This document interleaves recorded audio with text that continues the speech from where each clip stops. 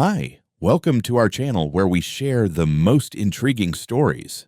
Nestled on the edge of a dense Oregon forest, Zach Harper's quiet life was his sanctuary, a legacy of his family's hard work and independence. But when a new HOA, led by a power-hungry president, tried to claim his land, Zach found himself in a battle he never sought, fighting for his rights and his peace. Zach Harper had always valued simplicity. A 35-year-old veteran, he left the structured chaos of military life for the serenity of the Oregon countryside, where he inherited his family's land. The property, nestled at the edge of a dense forest, had been in the Harper family for generations. It was a modest but cherished piece of land, a rolling stretch of greenery bordered by a sparkling creek with a cozy cabin Zach called home. Life here was unhurried, his days filled with farming, repairing old tools, and quiet evenings under a sky bursting with stars. The land's beauty and tranquility, however, had recently come under an unanticipated threat. Just a year ago, a new housing development, Pine Hill Estates, sprouted a mere quarter-mile from Zach's property. The development, with its cookie-cutter houses and carefully manicured lawns, brought a wave of new residents who seemed more concerned with appearances and property values than the natural charm of the countryside. Along with the homes came the Pine Hill Homeowners Association, HOA, a governing body notorious for its rigid rules and overreaching policies. Zach initially paid no attention to the HOA. After all, his land was outside their jurisdiction, as confirmed by the documents he had pored over before his move. He assumed their rules and meetings would remain contained within their tidy boundaries. But Pine Hill's HOA, under the leadership of its ambitious president, Melissa Grant, saw Zach's property as an opportunity rather than an exception. The first sign of trouble came on a breezy autumn morning when two HOA representatives appeared at Zach's front gate. They were dressed impeccably, their clipboards and practiced smiles signaling their purpose. "Good morning, Mr. Harper," one began.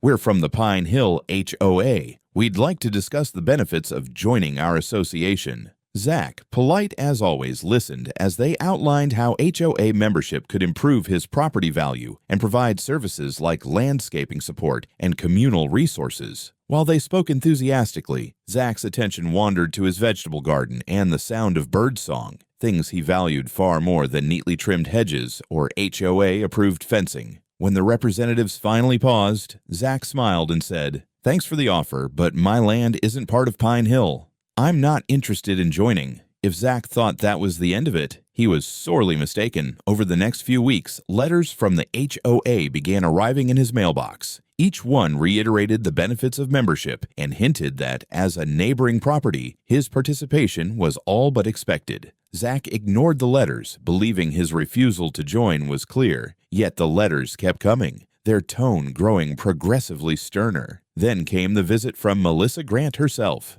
She showed up unannounced one morning, stepping out of a sleek black SUV in heels that seemed out of place on a gravel road. Melissa was in her early 40s with a polished appearance and an air of authority that bordered on arrogance. She wasted no time. "Mr. Harper," she began, her voice sharp and unwavering, "I'm here to inform you that as your property borders Pine Hill, you are legally considered part of the HOA. This means you are subject to our bylaws and associated fees." Zach furrowed his brow, crossing his arms. "That's not true," he said firmly.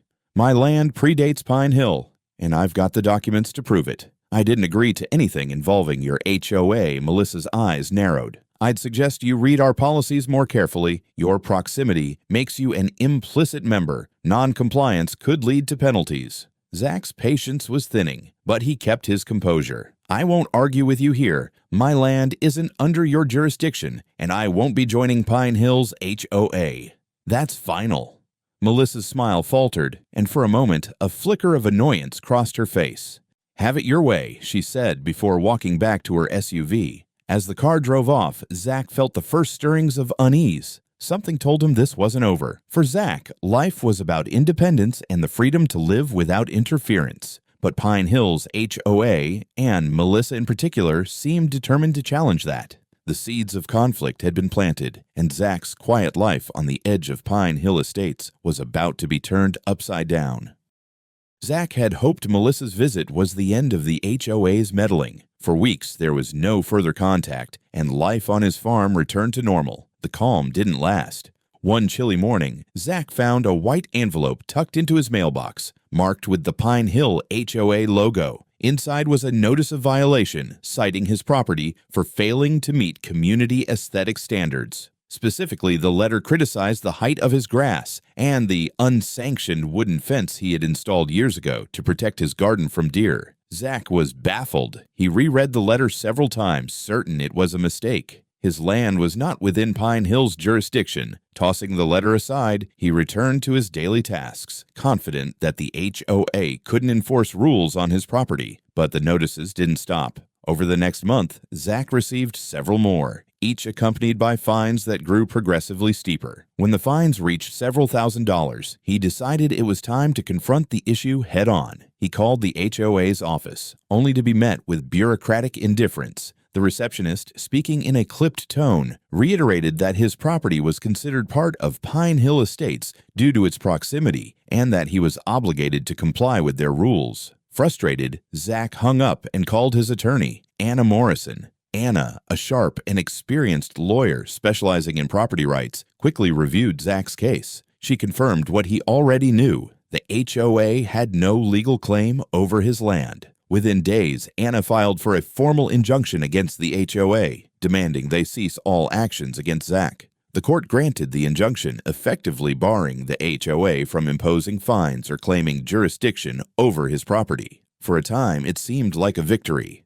The notices stopped, and Zach began to relax, believing the worst was behind him. However, Melissa wasn't finished. While Zach busied himself with planting winter crops and repairing his tool shed, the HOA president launched a smear campaign. Flyers began appearing in mailboxes around Pine Hill Estates, accusing Zach of refusing to contribute to the community and jeopardizing neighborhood safety. Neighbors who had once waved warmly at Zach now gave him wary glances. Although many sided with him, a vocal minority, swayed by Melissa's rhetoric, started treating him as an outsider. Melissa's persistence didn't end there. She orchestrated a meeting at the Pine Hill Community Center, inviting residents to discuss issues impacting neighborhood harmony. While Zach didn't attend, he later learned that much of the meeting was spent vilifying him and framing his resistance as selfish and disruptive. Despite the growing tension, Zach held firm. He refused to engage with the HOA or attend their meetings, focusing instead on his land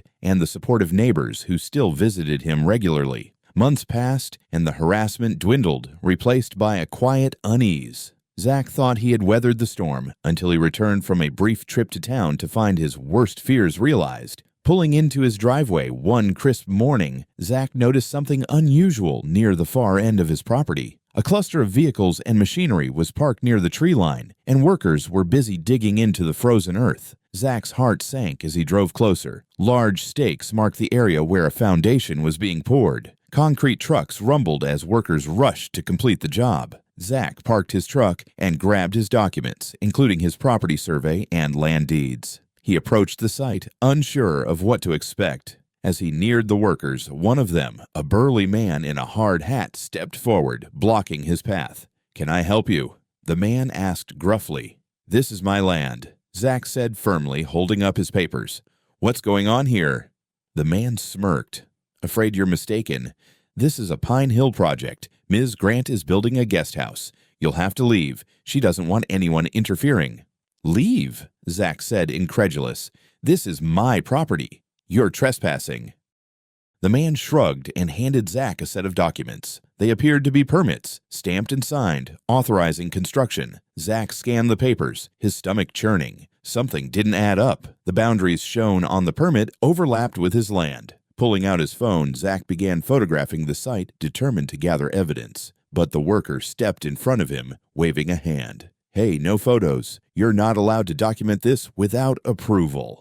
"I'm not breaking the law," Zach shot back. "I'll stop when I'm done." The situation quickly escalated. The worker grew hostile, shoving Zach and shouting for him to leave. Zach kept filming, capturing every shove and insult. Finally, he stepped back and called the police. As he explained the situation to the dispatcher, he saw a familiar black SUV pull up to the site. Melissa Grant stepped out, her expression cold and commanding. When the police arrived, Zach wasted no time explaining his suspicions. He showed his documents and the footage he had captured, insisting the construction was on his land. Melissa, clearly agitated, tried to dismiss Zach's claims as baseless. The officers, however, ordered the work to stop until the matter could be investigated. Standing by his truck, Zach watched as Melissa glared at him, her carefully crafted facade beginning to crack. The battle over his land had reached a boiling point, and Zach knew it was far from over.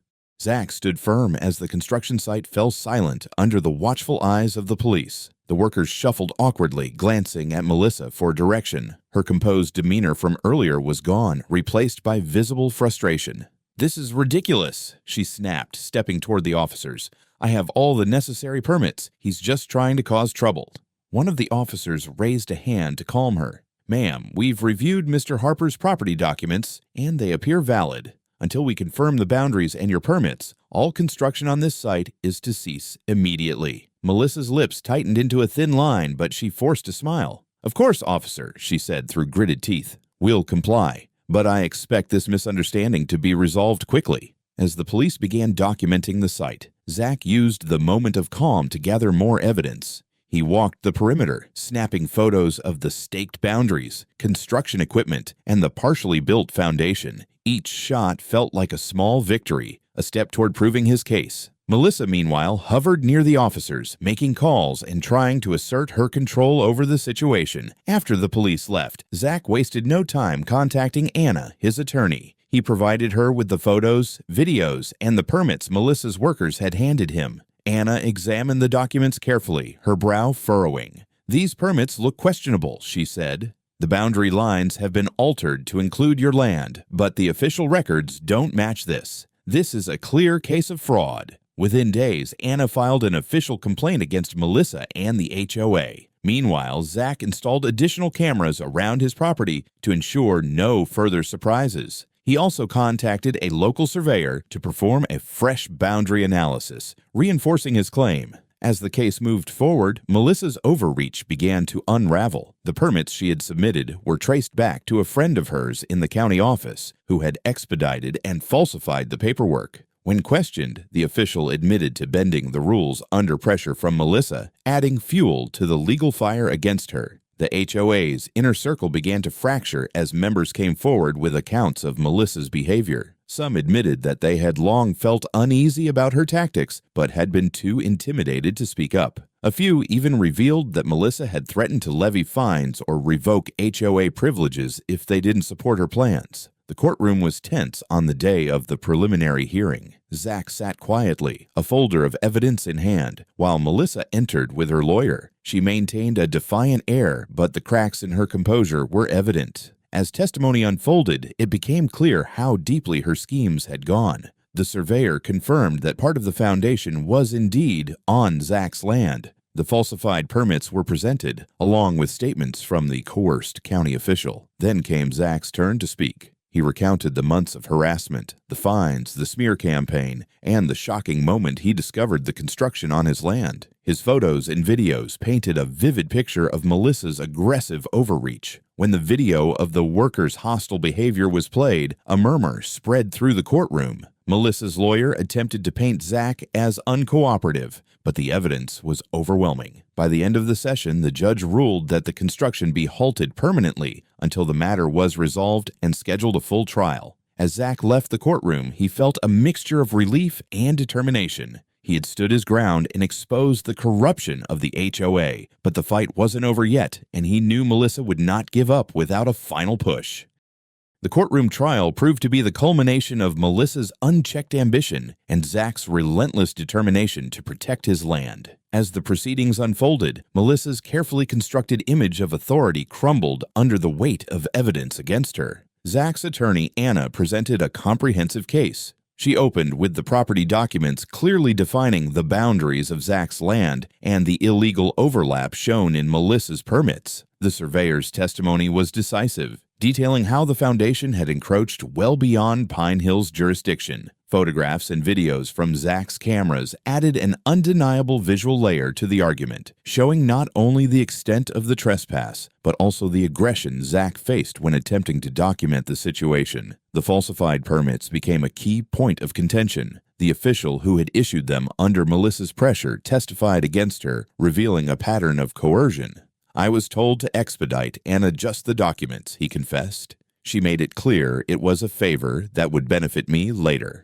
The courtroom buzzed with murmurs as the depth of Melissa's manipulation was exposed. For her part, Melissa fought hard to maintain her position. Her lawyer argued that she acted in the community's best interest, framing Zach as an uncooperative outsider disrupting neighborhood harmony. But the weight of evidence and witness testimony proved insurmountable. HOA members, emboldened by Zach's stand, took the witness stand to describe Melissa's history of overreach. Stories of intimidation, unjust fines, and arbitrary enforcement painted a picture of a president who had abused her authority for personal gain. When the judge rendered the verdict, the ruling was swift and damning. Melissa was found guilty of fraud, forgery, and illegal land encroachment. She was sentenced to prison time for her actions, a rare and striking punishment for such cases. Additionally, the HOA was ordered to pay Zach significant damages for emotional distress, legal fees, and the cost of repairing the disruptions caused by the unauthorized construction. The foundation on Zach's land was to be removed immediately, with all expenses falling to the HOA. As Melissa was led out of the courtroom, her head held high despite her defeat, Zach couldn't help but feel a mix of relief and triumph. The fight had been long and grueling, but justice had prevailed. The fallout from the trial was seismic for Pine Hill's HOA. Melissa's allies within the organization were swiftly removed, and the HOA underwent a complete restructuring. New leadership focused on rebuilding trust with the residents, many of whom felt vindicated by Zach's victory. The HOA adopted stricter oversight policies, ensuring no single person could wield unchecked power again. For Zach, the ruling was more than just a personal victory. It was a symbol of standing firm against corruption and greed. As he returned to his land, now free of trespassers and foundations, he felt a renewed sense of peace. The community, once divided by Melissa's schemes, began to unite in appreciation for Zach's courage. He had defended not just his own rights, but the principles of fairness and justice for all. In the months following the trial, the echoes of Zach's victory resonated far beyond the boundaries of his property. Pine Hill Estates, once ruled by Melissa's overbearing hand, underwent a transformation that surprised even the most cynical residents. With Melissa behind bars and the HOA forced into reform, a newfound sense of community emerged among the homeowners. The first noticeable change was the HOA itself. Under the court's directive, a temporary oversight committee was installed, composed of impartial local officials and a few trusted residents. This committee focused on eliminating the arbitrary rules and policies that had caused so much discord. Fines were revisited, unjust penalties were refunded, and many rules were rewritten to promote fairness and transparency. Homeowners who had long felt powerless under Melissa's leadership began attending meetings, confident their voices would now be heard. Zach, meanwhile, found himself at the center of an unexpected movement. Neighbors who had once kept their distance began reaching out to him, expressing their gratitude and admiration. Families who had endured Melissa's fines and harassment shared their stories, thanking Zach for exposing the corruption that had plagued their lives. Zach's courage had inspired them to stand up for their own rights, and many began participating actively in the HOA's restructuring efforts. Beyond Pine Hill, news of the trial caught the attention of local media. Zach was invited to speak at community forums, sharing his experience and offering advice to other homeowners dealing with similar conflicts. His story became a rallying cry for property owners who had faced overreach from HOAs or other governing bodies. Zach, initially hesitant about the attention, came to realize the importance of his fight in empowering others. On his own land, life finally returned to normal. The foundation from Melissa's unauthorized construction was removed, and Zach restored the affected area to its original state. He planted new crops and expanded his vegetable garden, savoring the peace he had fought so hard to protect. His property, once viewed as a battleground, became a symbol of resilience. The neighbors' attitude toward Zach also shifted dramatically. Where there had once been suspicion or silence, there was now camaraderie. Families visited his property for barbecues and gatherings, bringing homemade dishes and sharing stories. Zach's annual Independence Day cookout, once a small event, blossomed into a community tradition, attended by nearly everyone in Pine Hill Estates. For Zach, the most gratifying change was seeing the neighborhood itself transform. The atmosphere grew friendlier and more collaborative, with residents supporting one another instead of living in fear of arbitrary fines. Community events flourished, from block parties to cleanup days, creating bonds that had been absent under Melissa's divisive leadership. Reflecting on everything, Zach felt a deep sense of accomplishment. He had defended his land, his rights, and his peace of mind. But more than that, he had helped spark a change that restored integrity to the HOA and brought unity to a fractured community. His fight, though exhausting, had left a lasting mark, not just on his property, but on the lives of everyone around him. As the sun dipped below the Oregon treetops, Zach sat on his porch, his loyal dog at his feet, and watched the golden light fade into dusk. The events of the past year felt like a distant storm now, its echoes quieter with each passing day. He reflected on the battle he had fought, the obstacles he had overcome, and the lessons it had taught him. Defending his property had been more than just a personal fight. It had been a stand for fairness and justice in a community that had lost its way. Zach had entered the conflict simply wanting to protect his family's land, but the consequences of his determination rippled far beyond his property line. Melissa's downfall and the subsequent restructuring of Pine Hill's HOA marked a turning point for the neighborhood, transforming it into a place of collaboration rather than control. Zach had grown too. The quiet veteran who once preferred solitude now found himself surrounded by neighbors who admired his courage and sought his guidance. His journey had proven that even the most daunting challenges could be met with persistence, and that standing up to injustice could create lasting change. More importantly, Zach's victory reminded the entire community of the importance of unity. Where there had been fear and division, there was now trust and mutual respect. Neighbors worked together, shared meals, and supported one another in ways they never had before. As Zach leaned back in his chair, he allowed himself a smile. His family's land remained his own, a sanctuary he could continue to cherish. But it was more than that now, a symbol of resilience, justice, and the power of standing up for what is right. The property lines hadn't changed, but the bonds between the people living near them had grown stronger than ever.